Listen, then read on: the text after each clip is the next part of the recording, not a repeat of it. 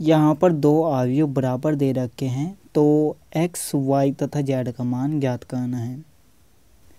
देखिए, अगर दो अवयव बराबर होते हैं तो उनके संगत अवयव भी बराबर होते हैं। जैसे दो अवयव ले लेते हैं, इसके अवयव 2, 4, 3, 5, 2, 3 और दूसरा अवयव जो इसके बराबर है इसको हम ले लेते हैं 4, 3, 1, 2, 4, 6। तो इसमें ये अवयव होता है पहली पंक्ति पहला स्तंभ, ये होता है पहली पंक्ति दूसरा स्तंभ, ये होता है पहली पंक्ति तीसरा स्तंभ, ये होता है दूसरी पंक्ति पहला स्तंभ, दूसरी पंक्ति दूसरा स्तंभ, दूसरी पंक्ति तीसरा स्तंभ। तो हमें संगत अवयव को बराबर रखना है। ये यहाँ पर देखिए पहली पंक्ति पहला स्तंभ, तो यहाँ पर भी हमें उसी को देखना है, पहली पंक्ति पहला स्तंभ। तो 2 बराबर 4, ये होते हैं संगत अवयव। अब देखिए जैसे कि इसको देखना है, तो यहाँ पर ये दूसरी पंक्ति है, तो दूसरी पंक्ति और दूसरा ही स्तंभ है, तो दूसरी पंक्ति दूसरा स्तंभ। तो यहाँ पर भी इसको ही देखना है, दूसरी पंक्ति है दूसरा स्तंभ है, तो 2 बराबर 4 हो जाएगा।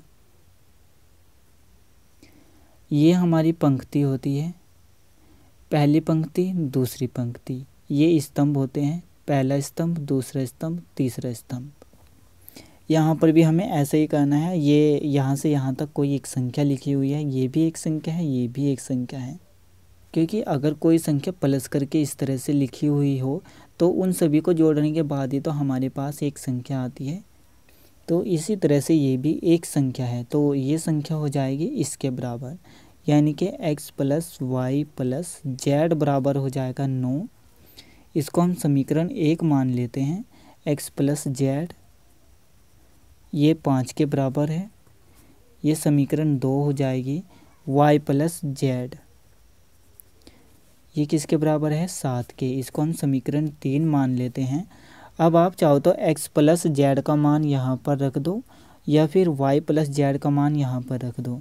तो मैं क्या करूँगा, समीकरण 2 का मान समीकरण 1 में रख दूँगा।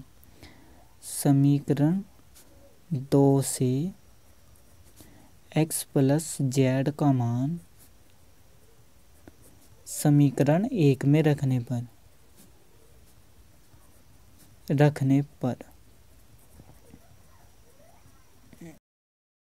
x + z के स्थान पर 5 को रखेंगे, x + z, तो यहाँ पर क्या बचेगा, y + 5 बराबर में क्या है, 9। 5 को दूसरी तरफ लेकर जाएंगे तो माइनस में जाएगा, क्योंकि इस तरफ प्लस में है। y बराबर 9 - 5, y बराबर प्लस माइनस माइनस होता है, तो बड़ी संख्या में से छोटी संख्या को घटाएंगे। 9 में से 5 को घटाएंगे तो 4 आएगा। अब अगर हम y का मान समीकरण 3 में रखेंगे तो हमारे पास जो है z का मान निकल कर आ जाएगा। y का मान समीकरण 3 में रखने पर y की जगह 4 आ जाएगा, प्लस z बराबर में क्या है, 7। 4 को दूसरी तरफ लेकर जाएंगे तो माइनस में जाएगा, क्योंकि इस तरफ प्लस में है। z बराबर 7 - 4, z बराबर कितना आ जाएगा, 3। प्लस के ज़्यादा है इसलिए प्लस का निशान आएगा यहाँ पर।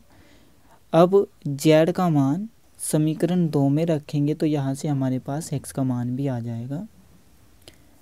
z का मान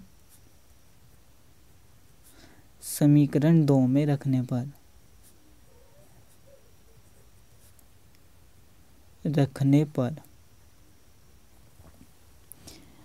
x + z के स्थान पर 3 को रखेंगे, बराबर में क्या है, 5।